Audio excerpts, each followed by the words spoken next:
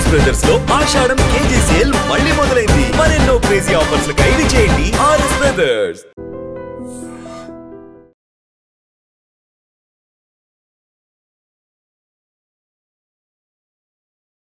కుకట్పల్లిలో నిఖిత శ్రావణి వీళ్ళిద్దరి దంపతులు పాప పుట్టిన తర్వాత మరి ఏం జరిగిందో ఏంటో తెలియదు కానీ ఇద్దరి మధ్య మనస్పర్ధలు అందామా లేకపోతే అసలు 11 నెలల నుంచి బిడ్డ పుట్టిన నుంచి కూడా హస్బెండ్ అసలు కాంటాక్ట్లో లేరని చెప్పడం, ఆ తర్వాత ఆయన అసలు కనీసం బిడ్డను కూడా చూసాడా లేదా తెలియనటువంటి పరిస్థితి. ఈరోజు కుకట్పల్లి పిఎస్కి అంటే గత్యంతరం లేక తన బాధను చెప్పుకోవడానికి వచ్చినటువంటి పరిస్థితి. ఒకసారి మాట్లాడే ప్రయత్నం చేద్దాం.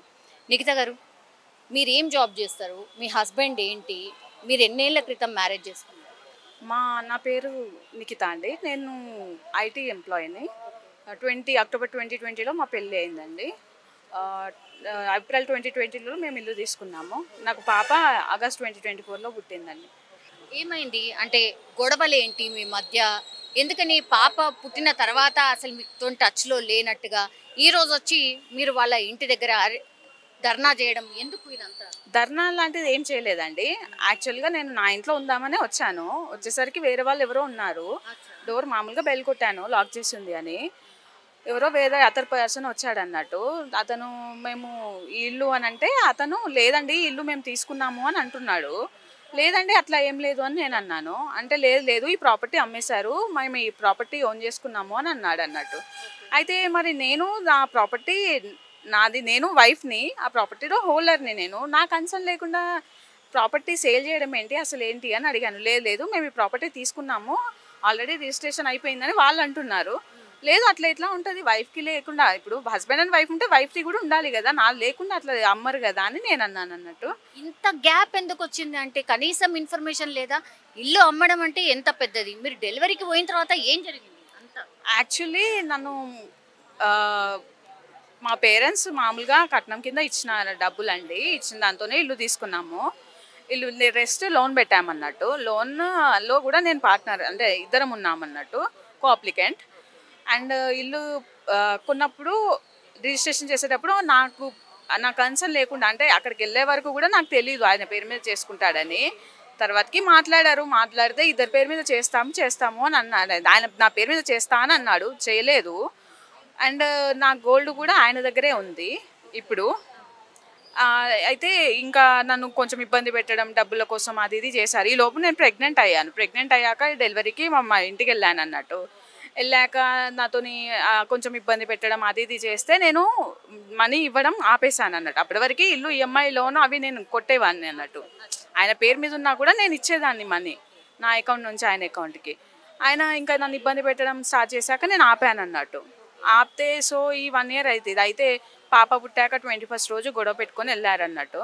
వెళ్ళి మళ్ళీ మధ్యలో వాళ్ళు మాట్లాడి అట్లా చేస్తే, పాపకు 9 months ఉన్నప్పుడు మాట్లాడితే తీసుకెళ్తాము, తనకి ఇచ్చేస్తాము అని అన్నారు.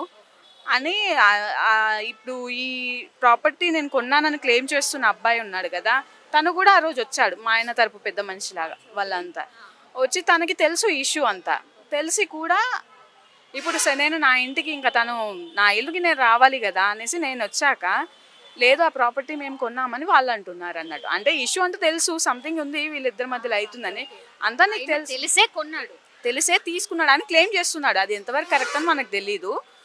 సో ఇప్పుడు అది వాళ్ళు అట్లా చేస్తారు అంటే, మీకు ఇష్యూ తెలుసు, మీకు తెలీదు, బయట సమ్ అదర్ పార్టీస్ అని కూడా కాదు, మీకు అంతా తెలిసి కూడా తీసుకున్నారు.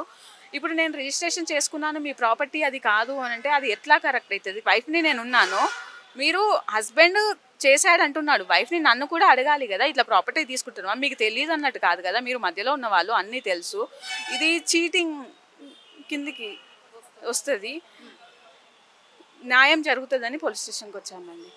అంటే ఎప్పటి నుంచి టచ్లో లేరు మీ హస్బెండ్? యాక్చువల్లీ 2 months బ్యాక్ మళ్ళీ నన్ను వెళ్ళాక అక్కడ కొట్టారు అన్నట్టు. గొడవ ఏంటి? వాళ్ళకి మనీ కావాలని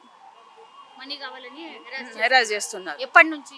2020లో అయింది మీ మ్యారేజ్, అప్పటి నుంచి కూడా ఇదేనా? అంటే డౌరీకి మనీ ఇచ్చారు, తర్వాతకి ఇంకా హెరాస్ చేయడం, ఇంకా ఎక్కువ కావాలని వాళ్ళకి ఆశ. ఇంకా ఈ పాప, నేను ప్రెగ్నెంట్ అయ్యి పాప పుట్టినప్పటి నుంచి ఇంకా ఎక్కువ అయిపోయింది అన్నట్టు. అది ఎంత కావాలంటే అది ఇంకా మనకు ఇంకా ఆశ ఉన్న వాళ్ళకి ఎంత అనేది మనం చెప్పలేము, వాళ్ళకి కావాలనే ఉంటుంది. ఇప్పుడు ఎట్లా అనంటే మా ఇష్టం అన్నట్టు. అంటే ఇప్పుడు మా పేరెంట్స్, మా నాన్న ల్యాండ్ అమ్మి 5 ఎకరాల భూమి అమ్మి నాకు కట్నం ఇచ్చాడండి. ఇప్పుడు అది ఎంత వాళ్ళ కష్టార్జితం అది. నా కూతురు బాగుండాలి, నా అల్లుడు మంచిగా కలిసి ఉండాలి, ఫ్యామిలీగా బాగుండాలి అని ఇచ్చారు. కానీ వాళ్ళు ఎట్లా అంటే ఇంకా ఎక్కువ కావాలన్నట్టుగా ఎక్స్పెక్ట్ చేస్తున్నారు. కొట్టారా ఎప్పుడైనా? ఎవరెవరు ఉంటారు, ఎవరెవరు కలిసి ఉంటారు? మా అత్తయ్య, మా మా మా మా హస్బెండ్, మా అత్తయ్య, మీరు అంతే ముగ్గురే? మా ఆడపడుచు వాళ్ళ భర్త, వాళ్ళు కూడా వస్తూ వెళ్తుంటారు. ఓకే, మీరు ఉండేది ముగ్గురే. మీ అత్త ఎలా ఉండేది? మా అత్తయ్య ఇబ్బంది పెడుతూ ఉండేదండి. ఇద్దరు మాటలతోనా? మాటలు, కొట్టడం కూడా, కొట్టడం కూడా? ఓకే, ఫిజికల్ అబ్యూస్ ఉంది. మరి అమ్మ నాన్నకు చెప్పిండ్రా మీరు? అవునండి, గొడవ అయితేనే మళ్ళీ తీసుకెళ్లారు. అట్లా చాలాసార్లు ఇష్యూ అయింది. పోనీలే అడ్జస్ట్ మారతారేమో అనుకున్నాను, కానీ వాళ్ళ సైడ్ నుంచి అది లేదు. ఇప్పుడు ఎట్లా అనంటే కనీసం నాకు తెలియకుండా నా ప్రాపర్టీ నాకు తెలియకుండానే ఇంకోళ్ళ చేతికి వెళ్ళింది. ఇది అసలు మరి యాక్సెప్ట్ చేయలేంది. ఫస్ట్ ఇష్యూస్ ఉంటాయి కావచ్చండి, ఇష్యూస్ ఉంటే పోతుంటే సార్ట్ అవుట్ అర్థం చేసుకుంటారు అనుకుంటారు. కానీ ఇలా చీటింగ్ చేస్తానైతే ఎవరు ఊరుకోరు కదండి. నాకు ఒక పాప ఉంది, మనం ఒక ఫ్యామిలీలా ఉందాం అనుకున్నాం, కానీ ఆ ఫ్యామిలీలా ఉండే అది నీకు లేదు అని అంటే ఇంకా మనం ఏం చేయలేం కదా. కాదు, పాప పుట్టిన తర్వాత కూడా సెంటిమెంట్ లేదా? ఆ ఫాదర్ సెంటిమెంట్ లేదా? చూడాలను, మాట్లాడాలను, అదేం లేదా? అది ఆయనకే తెలియాలండి. ఎప్పుడు కూడా ప్రయత్నం చేయలేదు? లేదండి, కనీసం కాల్ చేయలేదు. సరే ఇష్యూస్ అయినాయి, కనీసం నా మీద లేకున్నా పాప కోసమైనా కాల్ చేస్తారు ఎవరైనా, అది కూడా లేదండి. సో ఇక్కడికి వస్తే గానీ మీకు తెలియదు ప్రాపర్టీ అమ్మేశారు అని? తెలీదండి. ఆడికి వచ్చినాక అబ్బాయి అంటే తెలిసిన, అది కూడా కన్ఫర్మా కాదని ఇప్పుడు వాళ్ళని రమ్మని చెప్పాము. మీ హస్బెండ్ ఎక్కడ ఇప్పుడు? ఎక్కడ ఉంటుండే ఆయన? ఆయన ఇప్పుడు ఎక్కడ ఉంటున్నాడని తెలీదు. ఇప్పుడు సార్ పిలుస్తామని అన్నారు. మీ జాబ్ కూడా ఇక్కడే కదా, మీరు ఎక్కడ ఉంటున్నారు ఇప్పుడు? నాది వర్క్ ఫ్రమ్ హోమే అండి. సో అమ్మ నాన్న దగ్గర ఆఫీస్ ఉంటుంది కదా అనేసి నేను వచ్చాను. వచ్చేసరికి ఈ విషయం తెలిసింది. ఇప్పుడు అంటే అమ్మ నాన్న వరంగల్లో ఉంటారు, మీరు ఇప్పుడు అక్కడే ఉండి చేస్తున్నారా వర్క్?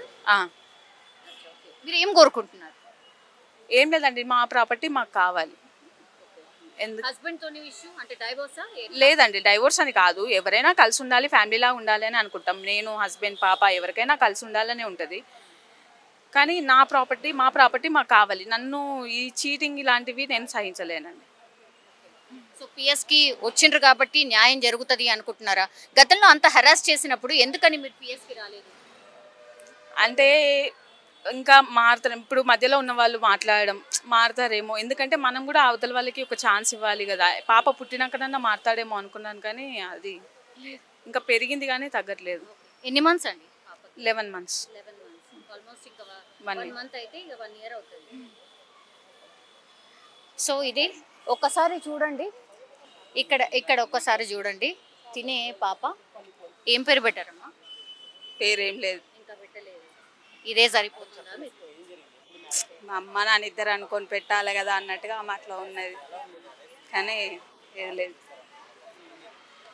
11 నెలలు అవుతుంది కదా పాప పుట్టి, ఇంత ముద్దుగున్నది. ఎప్పుడైనా అల్లుడు మాట్లాడటము చేయడము ఏం లేదు.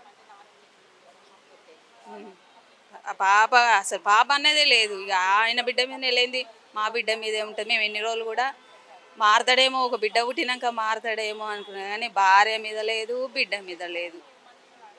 ఎట్లా అంటే కొడుతుండే అని చెప్తున్నారు కదా, ఎందుకని మీ బిడ్డ ఉన్నది మాకు ఎన్ని రోజులు సరిగా చెప్పలేదు.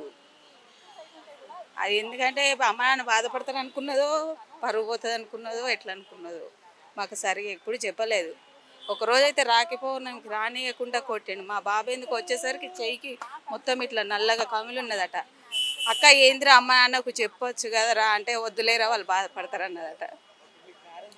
వాడు అప్పుడే మా కొడుకు అన్నాడట, లాస్ట్కు నిన్నే వెదవని చెప్తాడు, అది చెప్తాడు, నువ్వు ఎట్లా దాస్తానవరా అంటే, వాళ్ళు బాధపడతారు నాన్న అని చెప్పిందట. కానీ మాకు ఇంత దుర్మార్గుడు ఇట్లా చేస్తాడని మాకు అర్థం కాలే. కొట్టినా కూడా మా ఇంట్లో సరే చెప్పుకోలే. మీకు ఎప్పుడు తెలిసింది ఇంత గొడవ ఉంది? ఇంత 5వ నెల కానిపోయింది. 5వ నెల మేము తీసుకొని 5వ నెల ఇక తీసుకొస్తాం, అది ఏంటి శ్రీమంతం చేద్దామని అనుకొని తీసుకుపోయి టీఫా స్కాన్ చేయిస్తే అమ్మాయికి కొంచెం బ్లడ్ క్లాట్స్ ఉన్నాయి, అబార్షన్ అయ్యే ఛాన్స్ ఉన్నది, అది ఇదని అన్నారు. అన్నాక మేము ఇప్పుడు పాపను మళ్ళీ పంపలేం కదా. లేదు నా ఇంటికాంచి మంచిగా ఉన్నది, మీ ఇంటికి వచ్చి ఖరాబ్ అయిందంటే నేను తల్లిని, నా బిడ్డని నేను అట్లా ఎట్లుంటుంది, ఏంది అట్లా ఎందుకు మాట్లాడుతున్నావు అది ఇది అని అంటే లొల్లి పెట్టిండు. పోయినాక మళ్ళీ నెల తర్వాత నేను హాస్పిటల్ తీసుకుపోతా అంటే, అమ్మ హాస్పిటల్ తీసుకుపోతానంటే, పోనీలే అమ్మ భర్తే కదా పోతే చూపిస్తాడు, ఆయనకు నచ్చిన కాడ చూపిస్తే డౌట్ క్లియర్ అవుతుంది అని పోయిండు. వరంగల్లో హన్మకొండలో కీర్తి డాక్టర్, ఆ డాక్టర్ దగ్గర తీసుకొని పోయినాక కార్లోనే గొడవ పెట్టిండట, కొట్టిండట, ఇంటికి ఏడ్చుకుంటూ వచ్చింది. 7 months ఏడ్చుకుంటూ వచ్చింది. ఏడ్చుకుంటే ఏంది నాన్న అంటే, అమ్మ ఫస్ట్ నేను సేఫ్గా డెలివరీ కావాలి, డెలివరీ అయినాక నేను చెప్తా అన్నది. అప్పటి వరకు కూడా చెప్పలేదు మాకు, డెలివరీ అయ్యే వరకు కూడా చెప్పలేదు. వాళ్ళ అత్త ఒకరోజు కాల్ చేసి నా కొడుకుతో ఎందుకు మాట్లాడతలేవు అంటే, నీ కొడుకు నన్ను ఏ మాట అన్నాడు, నా గురించి నా క్యారెక్టర్ గురించి తప్పుగా మాట్లాడిండు అని ఇవన్నది. అప్పుడు అన్నప్పుడు మేము విన్నాం, మేము బాధపడతామేమో అని చెప్పలే, అసలు ప్రతిదీ దాచింది. ఎందుకు తన దాసుడే తన జీవితం ఇక్కడ దాకా వచ్చినట్టున్నది. అయితే డెలివరీకి కూడా మేము తండ్రి అంటోని చెప్పాలి కదా అని చెప్పినాం. డెలివరీ టైంకు ముందు రోజు అడ్మిట్ అవుతానమంటే ఆ రోజు రాలే, తెల్లవారు వచ్చిండు. తెల్లవారు అంటే నా బిడ్డకు కాన్పుకు నేను సంతకం పెట్టకపోతే ఎవరు పెడతారు, నువ్వు భర్త వస్తే భర్తతో పెట్టిస్తాం. హాస్పిటల్ అది ఎమర్జెన్సీ సిజేరియన్ చేయించుడు, నేను సంతకం పెట్టకపోతే ఎవరు పెడతారు, పెట్టినాం. మీ అమ్మ ఎట్లా సంతకం పెడతాను, అది గొడవ హాస్పిటల్. అసలు ఈ అమ్మాయికి బ్రీతింగ్ ప్రాబ్లం వచ్చి ఆక్సిజన్ పెట్టిళ్ళు, ఓ పక్క నెంబులైజర్, ఓ పక్క ఆక్సిజన్. డెలివరీ అయిన అమ్మాయికి ఆక్సిజన్ పెట్టిన వాళ్ళని నేను ఇంతవరకు అయితే నేను చూడలేదు. కనీసం ఒక తల్లిగా నేను బాధపడతానా, ఎట్లున్నదమ్మా అని భార్య పక్క కూర్చొని అడగలే. ఎంత బాధ, ఎంత అది. మళ్ళా పురుడు రోజు వచ్చి మళ్ళీ గొడవ పెట్టుకొని పోయిండు. గొడవ కావాలనే చేస్తాండు, మాకు అర్థమైతే లేదు తను కావాలని చేస్తాడని. పురుడు నాడు గొడవ పెట్టుకొని పోయి 9 నెలల దాకా అసలు బిడ్డ అనే అది చేయలే.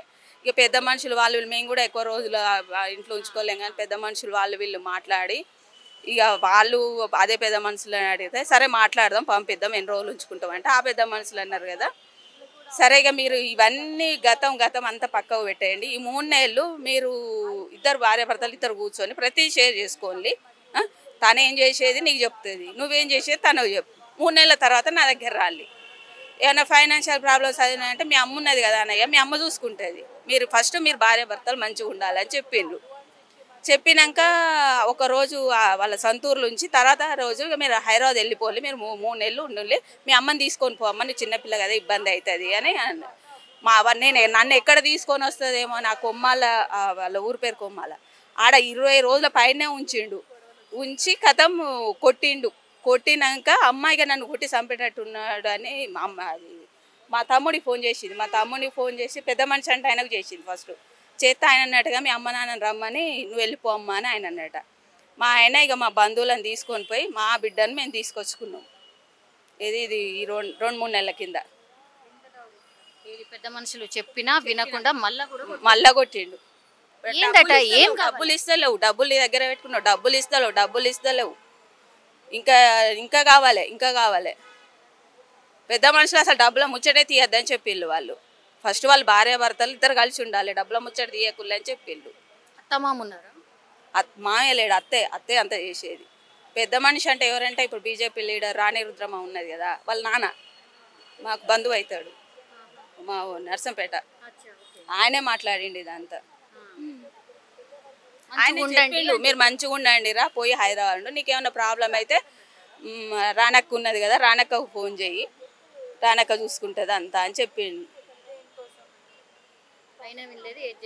ఏ చేయాలో చేస్తారు వాళ్ళు, డబ్బు తప్ప భార్య వద్దు, బిడ్డ వద్దు, ఏదొద్దు. ఇప్పుడు పోయేసరికి మీరే కదా మీ కట్నం డబ్బులతోనే ఇల్లు కొన్నారు, ఎవరో వేరే వాళ్ళు ఉంటున్నారట కదా? వేరే వాళ్ళు అసలు లోపల గేటు లాక్ చేసుకున్నాడు.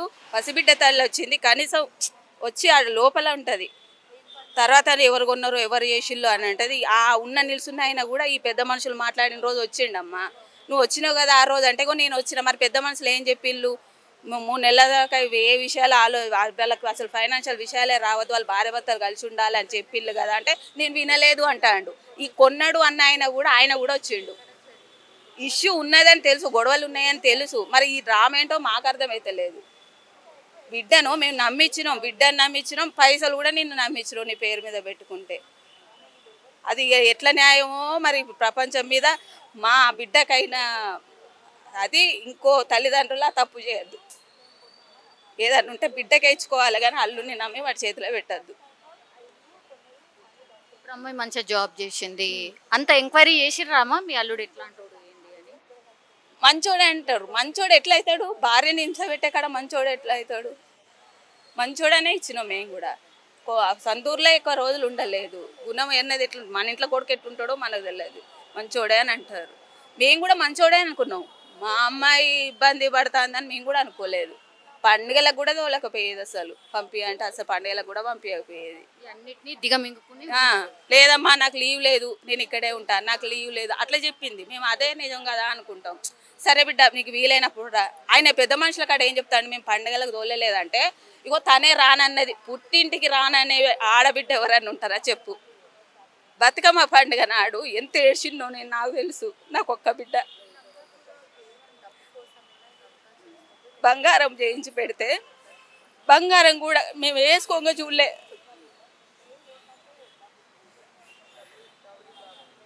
జీవితాంతం సంపాదించుకున్నది నా బిడ్డ సుఖపడుతుందనే కదా ఇచ్చుకున్నది. ఇందుకేనేమో ఆడోళ్ళు పడుతా అంటే ఆడబిడ్డ వద్దు అని అనుకునేది.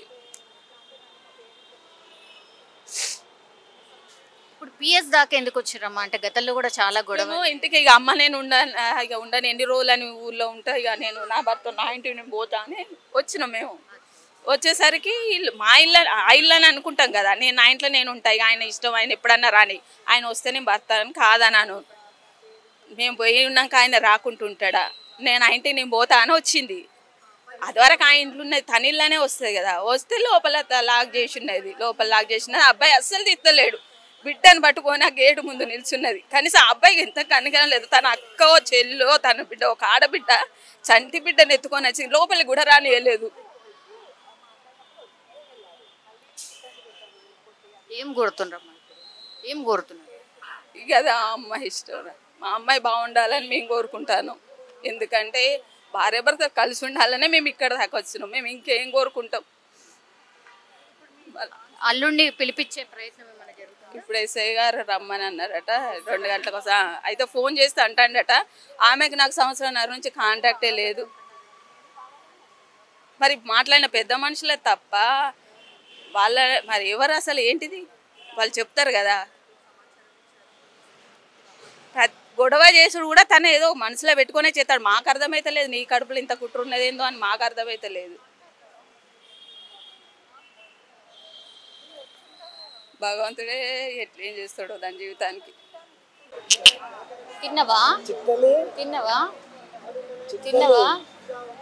ఏమో సార్, ఇంత చిన్న పిల్లల్ని కూడా కాదనుకొని ఎట్లుంటారో ఏమో సార్. జంతువులకు వాళ్ళకు వాడికి ఎక్కువ ఉంటుంది. ఇంకా ఏమో సార్ ఘోరం.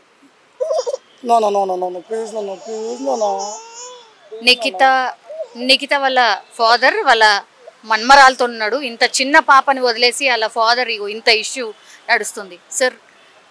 ఏంటి మీ బిడ్డ పరిస్థితి ఏమనుకుంటున్నారు ఇప్పుడు? ఏం లేదు, మేము చదువుకుంటాం. విధవలకు ఇచ్చి తప్పు చేసినామని బాధ తప్పే ఉండదు. ఎందుకంటే ప్రతి తండ్రికి ఈ కడుపుకోతే ఇంత అవస్థ ఎందుకు, ఇబ్బంది ఎందుకు? మేము తిండి తినకుండా వ్యవసాయం చేసి 10 రూపాయలు కుప్పేసి మా నాన్నగారు వేసి మేము వేసి పిల్లల భవిష్యత్తు మంచిగా ఉండాలని ఇప్పుడు ఇచ్చే కట్నం కంటే నా బిడ్డ బాగుంటే ఇంకా మేము చూసుకునే వాళ్ళం కదా. నా కొడుకు సంవత్సరానికి 1.5 కోటి జీతం. అన్ని వాళ్ళు చూసుకుంటారు. వాళ్ళ అమ్మకి ఏసీ కావాలంటే ఏసీ పెట్టిండు, డెలివరీ టైంలో ఇబ్బంది అవుతుందంటే నా బిడ్డ ముడ్డు బట్టలు వినలేదురా అమ్మ అని చెప్తే మరి వాషింగ్ మిషన్ వచ్చిండు, వాటర్ మంచిగా ఉంటే గీజర్ కొని ఇచ్చిండు, ప్యూరిఫైర్ కొని ఇచ్చిండు, అన్ని పెట్టిండు వాళ్ళ అమ్మ వీళ్ళకైనా. మేము 21 చేస్తే 1,00,000 రూపాయల బంగారం పెట్టినాం ఈ పాపకు. మా అల్లుడు 5,000 రూపాయల బంగారం కూడా పట్టుకొని వచ్చిండు. మాకు ప్రేమలు ఉండే, మాకు ఆప్యాయత ఉండే, డబ్బుతోనే ఉన్నది. మంచిగా జాబ్ చేస్తుంది, మంచిగా చదివిపించిండ్రు బిడ్డని కూడా. అసలు ఆమె ఆయన సపోర్ట్ చేస్తే నా బిడ్డ జీతానికి 1,00,000 రూపాయలు దాటు. మొత్తం అంతా పైసా అంతే. పైసా అంతే, వాళ్ళకి డబ్బే మూలం. మళ్ళీ దీనికి కారణం ఒక ఈయన ఉన్న వీళ్ళ అమ్మే కాదు, వీళ్ళ బావ వీళ్ళ అక్క కూడా సేమ్ అదే పరిస్థితి. వాళ్ళ ప్రతిభావంతో అది వేస్తున్నాయని. ఇప్పుడు ఎట్లా సార్ మరి పిఎస్కి వస్తాడట మీ అల్లుడు, ఏమైనా మాట్లాడతారా? మాట్లాడేది ఏం లేదు. నా బిడ్డ ఇప్పుడు నేను ఇక్కడ ఇప్పుడు నా హృదయం కరిగి నా బిడ్డ జీవితం బాగున్నా కూడా అల్లుడు మంచిగా కొనాలని అనుకుంటా, కానీ ఒకవేళ కర్మకాలు పంపిస్తే నా బిడ్డ శవమే వస్తుంది ఇంటికి. ఎందుకు అట్లా అంటున్నారు? కాదు, ఇప్పుడు నా బిడ్డ ఇదేమో చెప్తుంది, నాన్న నేను బతకలేదు, నన్ను చంపేస్తాడని పట్టుకొచ్చుకున్న 10 మంది తీసుకొని పోయి అది రానియలే. ఈమె గుంజుకున్నారు, ఆమె మొత్తం కట్టేసి ప్రయత్నం చెప్తేనే అటు చెల్లా చేతి నెట్టేసి పట్టుకొచ్చుకున్నాం మేము. కనీసం నా కళ్ళం కూడా ఉంటుంది నా బిడ్డ, నేను బతికినంత కాలం నాకంటే ముందు పోయి నేను బతికిన లాభం అని చెప్పి బలవంతంగా లాక్కొచ్చుకున్నా. చదువుకుంటా ఈమె పెళ్లి చేస్తా, నా బిడ్డ రేపు మంచి దర్శనం లెక్క తీసుకుంటా. సో ఇది పరిస్థితి. యాక్చువల్లీ కూకట్పల్లి పరిధిలో ఈరోజు జరిగినటువంటి ఘటన. యాక్చువల్లీ అలా ఫ్యామిలీ అందరూ కూడా ఇగో ఇక్కడ చూడొచ్చు, ఏమీ లేదు, ఓన్లీ డబ్బు మాత్రమే కావాలి, వేరేది ఇంకోటి ఏమీ లేదు. ఇక్కడికైతే పిఎస్కి అయితే ఇప్పుడు అతను శ్రవణ్ అనే వ్యక్తి రాబోతున్నాడు అన్నటువంటి మాట చెప్తున్నారు. అతను వచ్చిన తర్వాత ఏం మాట్లాడతాడు ఏంది అనేది తెలియదు, కానీ అలా ఫ్యామిలీ మాత్రం పాపం ఇక్కడ వెయిట్ చేస్తున్న పరిస్థితి అయితే కనిపిస్తోంది. చూడాలి మరి వాళ్ళ హస్బెండ్ వచ్చిన తర్వాత ఏం మాట్లాడతారు ఏంటి అనేది చూడాలి. నిజంగా ప్రస్తుతం ఉన్నటువంటి సమాజం దేనికి ప్రయారిటీ ఇస్తుంది? ఆర్థిక సంబంధాల చుట్టూ మాత్రమే తిరుగుతోంది. మళ్ళీ ఎన్నికలంగానే చాలా విరక్తి కలుగుతున్నాం. మంచి అనిపిస్తుంది కదా, లేడీస్ కూడా ఛాలెంజింగ్ జాబ్స్ చేసినప్పుడు చాలా బాగుంటది. ఫుడ్ డెలివరీ ఇవ్వటానికి వెళ్ళినటువంటి డెలివరీ బాయ్ అనిల్ పై కళ్ళ ముందు